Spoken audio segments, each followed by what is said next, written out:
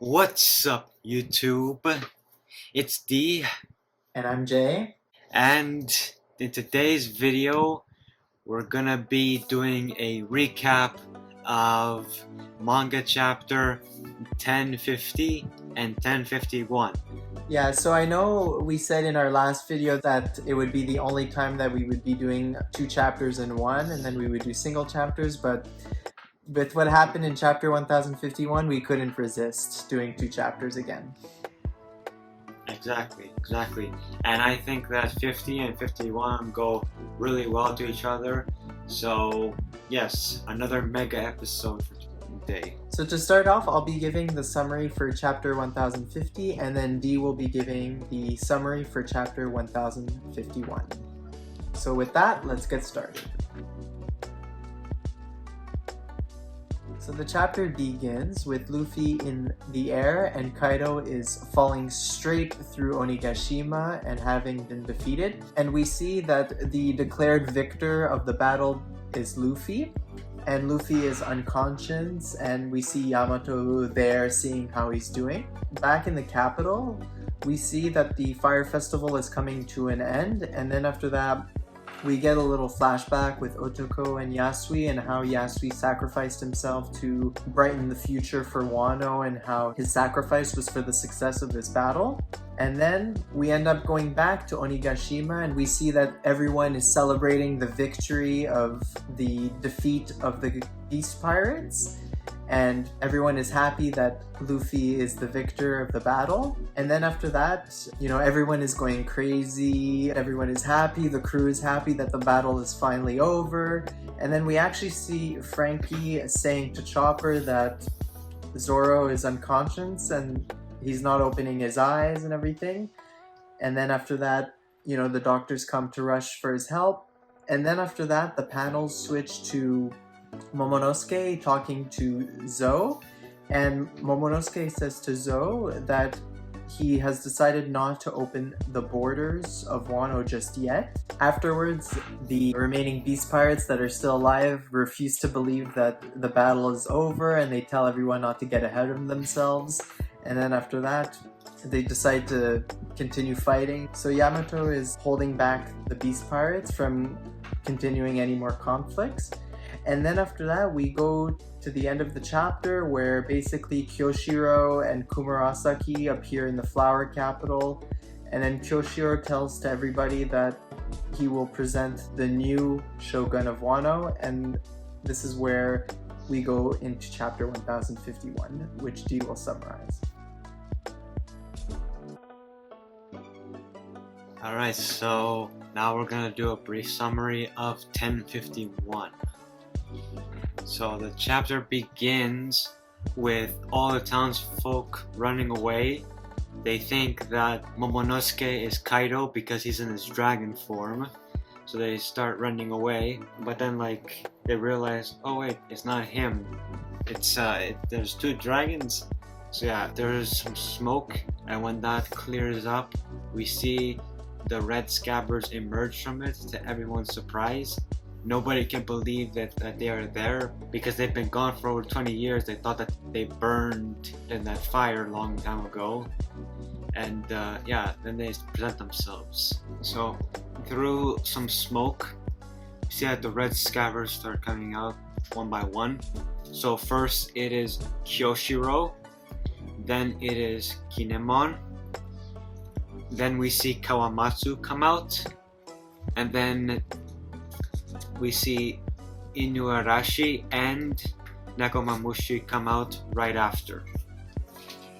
And when they all appear, everybody is so surprised because they thought that they had died a long time ago, and it's right here that they realize that the prophecy was correct and that they would return in 20 years. And so this whole message is being broadcast to all the capital. They start getting the light scroll snail transmission. They use that to broadcast the message throughout the entire land. And while that is happening, back on Onigashima, we see that the Straw Hats are being first introduced to Yamato. And they are on guard because they realize that it is Kaido's son. but Yamato quickly persuades them that she is on their side, and she says that she will be joining them on their voyage. I knew it. Usopp and Nami are at first taken back, but Brook and Sanji are all on board. Robin finds it very amusing, and Jinbei at first is not convinced just yet, but I'm pretty sure when Luffy wakes up, he'll be able to convince him. You know, Jinbei is always very loyal to his captain, so if Luffy says that she's okay to join, it's gonna be okay. While this is all going on, Kaido's men try to escape, but Yamato tells them to not do that, or he'll kick their asses. And it's here that Tama explains her abilities, that her abilities only ever last for 1 month, but sometimes her allies tend to stick by her even after the effect is worn off. And it is here that Porcella says that she will always stay by Tama, and Tama wants her to stay, but not as her servant, but as her mother, as a mother figure, which is very nice. Back in the Flower Capital, we see that all the Red Scabbers are kneeling, and Momonosuke gives a very powerful speech. It has been 20 years since his father died, and that now that he is back, he is going to right the wrongs that have happened all this time. He wants everybody to live the way they want to live. They do not have to pay for any water. They can drink as much as they want, they can eat as much as they want, and it doesn't matter at all. And all these slavery factories are going to be abolished going forward. From here, we see a flashback of Tama's future on how her parents went to work in the mines and died due to not getting food or water. Probably the same way that we saw in like the flashbacks before in I think it was chapter 1048 or 1049. It was on our previous video, you can go and check it out. And it's because of this that she lived a very hard time with her dog Komachio. And while she's selling hats, we see that she is taken in by the Tengu, which I cannot remember the name, but we'll put the name up on screen. It's honestly been a while. And yeah, so Momonosuke is going to follow through on Luffy's goal that Tama will be able to eat as much as she wants and not have to treat it as a luxury. Everybody is weeping and everybody is glad that Orochi and Kaido have been defeated and that the new shogun, Momonosuke, is going to be taking over. And then we finally see him in his adult form. Oh yeah, we do. Yes, we do. We see him in his adult form and he looks a lot like his father. I like the design very much. Very awesome. So now we're going to move on to our thoughts and opinions of chapters 1050 and 1051. So starting with chapter 1050. Honestly, what an amazing chapter, and yeah. It was a pretty good, like they won and all that, and like it's great and all, but you could see that like the after effect of like the war it takes a toll on people. Like we saw that like Zoro and I assume Kinemon and somebody else, like they were injured after the battle, and you can just see that everybody just at their weakest because of this battle. It took a really big toll on them. Yeah. Yeah. So speaking of Zoro, I don't know. What if he's dead in this? I don't want to think that at all. Because I just came up with a theory. Like you know how in chapter 1051 Yamato wants to join the crew, right? Yeah. And we're definitely gonna get her on the crew, right? Because it's like parallels with Odin and everybody, how Odin wanted to join the crew and get away from this country, and same thing with Yamato. So I definitely think that she'll join the crew. So now, if we go back from day 1 of One Piece, do you remember how many crew members Luffy wanted to recruit? 10. Exactly. So if Yamato joins the crew, that makes it 11. So maybe Oda wanted to keep it consistent, and so for Yamato to join, Zoro has to leave or die.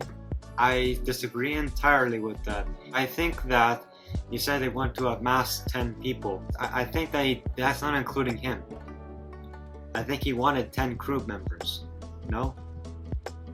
You mean like not including Zoro? Not including Luffy himself. He said he wanted 10 crew members. I see. I thought that was what he meant. So I mean, if that's true, then yeah, okay, that makes sense. So, but then how come Zoro isn't waking up yet? Like, I don't know. I just had the feeling like it's like he's not gonna recuperate or something. I don't know. Like, was there like a theory going online that he wouldn't survive or something? Or no, this is totally me. Bro, like he went really hard even after he like got healed up after like confronting Kaido with Luffy and everybody else. Like, he was very hurt, and then he got healed, and he went to fight King, and he's pushing himself. So yeah, I don't know. I don't think that he would kill Zoro. It would be a more momentous occasion. Like, maybe we'd see like a flashback of like him and that girl from his past that he wanted to become better than. That he wanted to, like, you know, become the best swordsman, like, for her. It wouldn't just be so abrupt. Like yeah, but I mean, also another reasoning why I thought that maybe he might be dead is maybe because he achieved his goal. His goal wasn't to become the king of the pirates. His goal was to become the world's best swordsman. And, you know, we went to the land of Wano, the land of samurai and everything, and we see there that, you know, we see his potential and everything, and maybe this is it. Maybe this is where, like, he achieves his goal of becoming the world's best swordsman. He doesn't want to be king of the pirates. No, but obviously they're not done the mission. They're not done the voyage yet. Come on. Let us know in the comments what you think. Do you think Zoro might die or be alive? Honestly, I have a feeling maybe he is very badly injured, but the way, like, the vibes I was getting from, like, the scene where Frankie was asking Zoro in previous chapters, like, Zoro, are you there? You know, like, I had a feeling he was, like, very non-responsive, and that's what led me to think he might be killed in this arc. But I might be wrong, and let us know what you think in the comments down below. I will say for chapter 1051 that I liked Momonosuke's appearance. Like we all thought that, oh, he was just gonna be like bald and just look more older version of his younger self. But like, yeah, his adult version being more like his father, you know, like having that kind of resemblance was very cool. So I almost felt like if Odin had the ability to take up position as Shogun in Wano, like he was supposed to, then it's like Momonosuke is filling up that shoe for him. Yeah, I thought his adult form would look like the same hairstyle, just, you know, more older and more masculine, exactly. But more adult. Like, but when I saw him, I'm like, I don't recognize him. You know, he looks very different from how he was as a kid, and in terms of resemblance to Odin, I don't see. It's like he looks a bit different, honestly. Okay, it's not a spitting image, but like you could see with the eyebrows are a little bit similar. Yeah, so I think that like Momonosuke in his adult form looks a lot like Odin. The only difference that I can really tell is that as opposed to like his father, he doesn't have like a joking side. He's not like a guy that likes to like make jokes like ha ha ha ha and all that. He's like very serious all the time. But like, yeah, like at a very young age, he was just, the burden of being the next Shogun was put onto his shoulders. So you know what, I think like he hasn't had the opportunity to sort of like play around and, you know, just like he had to be serious the entire time. So like that argument is kind of invalid. So it's like oh no, it's like Momonosuke is like his grandfather kind of. But like also like what do you expect? It's only now that like the burden is off his shoulders but even then like now he has a responsibility to become the the shogun of the entire country. So yeah, now like he has like all the responsibility. Odin before, at the very least, he was allowed to like be Odin because he didn't have to take up the position of shogun yet. And then when he came back, he didn't have the opportunity because like all that. So yeah, and even though he's an adult now, I don't think he's gonna be able to get Luffy to kneel down to him. I think if he asks Luffy to kneel down to him and bow to him and stuff like that, like show respect, Luffy's gonna be bossing him around or saying, you don't boss me around, and it's gonna be funny to see it now with the adult version of Momonosuke and Luffy, like nothing has changed except for his appearance, sort of thing.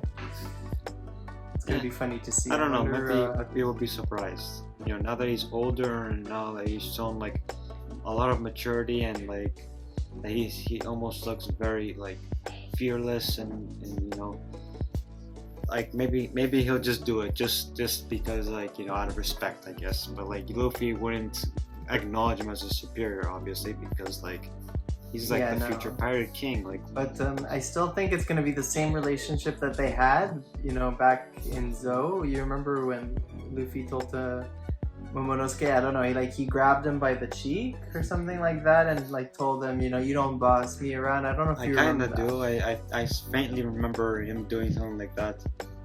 It's like where they're sort of like they're fighting, and then in the animation it's like a ball of dust, and then you just see their hands popping out of the dust, like when they're like just in a fight. I don't know if I haven't seen the episode.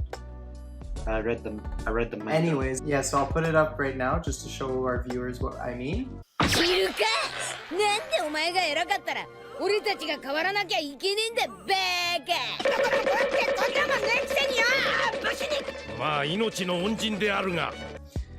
So basically, I think it's gonna be the same relationship, but now the only difference is that Momonosuke is older, and so it's gonna be something funny to see. So now that everything has died down and victory has taken place, do you think that the world government will try to seize control of that land?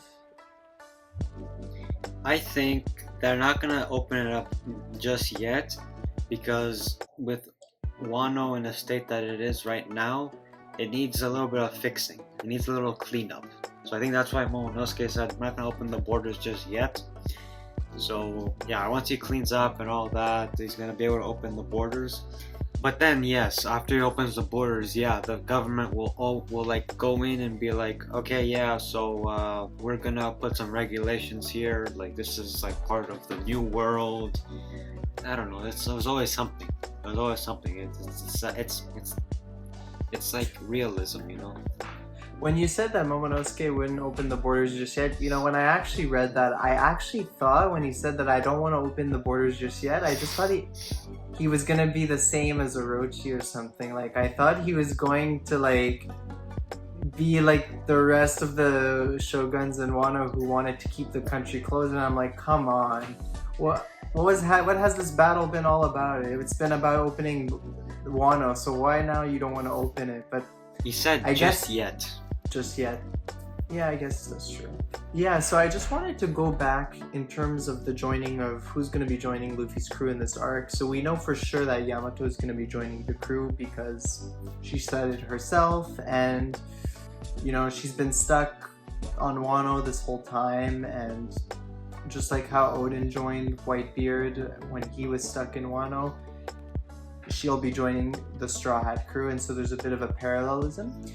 But a lot of people have also said that maybe Carrick will join the crew because, she's been through so much with Luffy and everybody in the Whole Cake Island, and similar to Odin and Yamato, she was also stuck in Zou and not having the chance to explore the rest of the world. And so I think that this theme of, you know, being stuck in a country, and then when a pirate crew comes around, you know, they have the chance to go out on an adventure.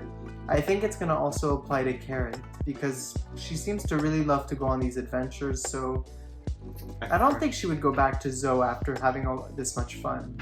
I forgot, yes, she did expressly show that she wanted to like go out on adventures outside of Zou.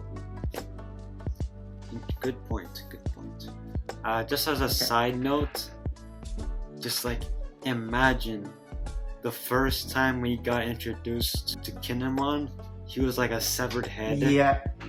And like Yeah. Punk Hazard, and it all led up to this moment. It's great. I know. Like, I can't even believe that he would be so important as a character. When I started the Punk Hazard arc, and I saw him, I thought he was just gonna stay for a few like episodes. Like, I didn't think that it would amount to this much importance. That's how good Oda is as an author. Like, it's crazy. You know, around like the Punk Hazard and Dressrosa arc, I started to actually get tired of this series, but then when we started going into the Whole Cake Island and the Wano arc, like, it really got more hyped, and yeah, it's crazy how Kinemon like became this important.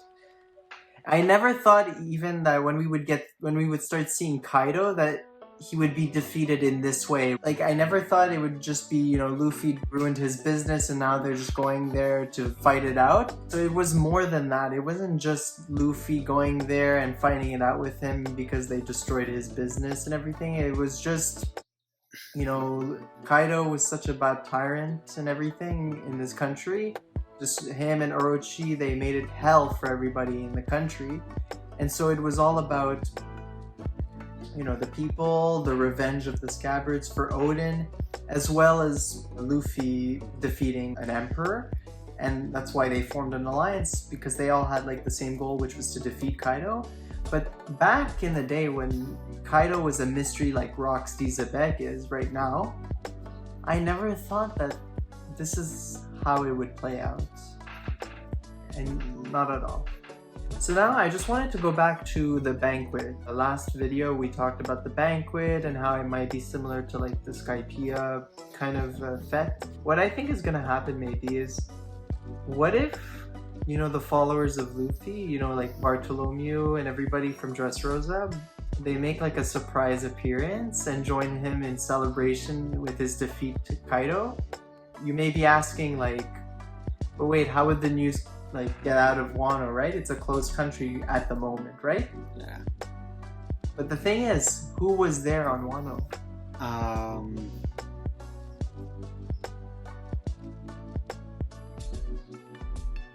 Who would possibly leak out information to the outside world? CP0. Yes. It's interesting. So I think because of their presence there, right, they were looking at the statistics or the numbers of both sides and everything, and the world government definitely needed to know what was going to happen in Wano, right, because of the joining of Big Mom and Kaido, and it was a very big thing, so they definitely needed to know, you know, for the balance of the world and shit.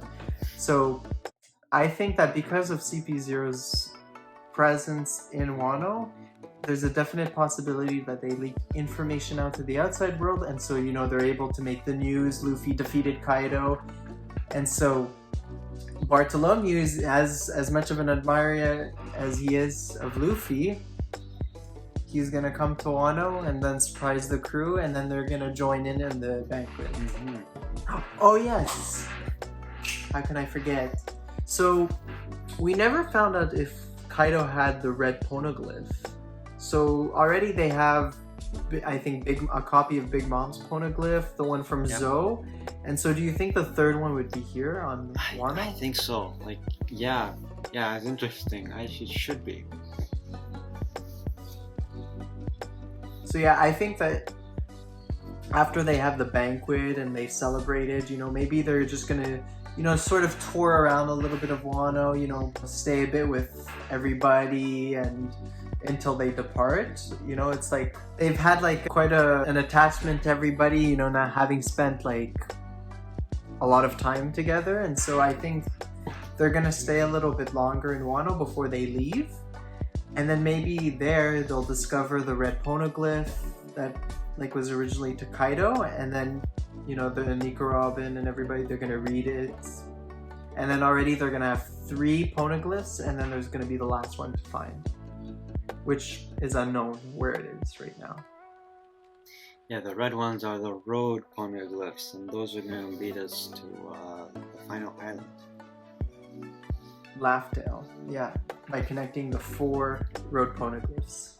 So yeah, I guess this went differently from what we theorized last year. Yeah, I'm so surprised that Tama didn't use her ability to instantly sway Kaido to the good side and end this war quickly. Yeah, and also Kaido didn't join Luffy's crew. It's a shame. But his son did. So Yes. Alright guys, so that's the end of the episode. I hope you enjoyed this video, and please give us your thoughts and theories in the comments section down below. I'm Jay. And I'm D. And we are MyJD Anime Academia, and we will see you in our next video. See ya, guys.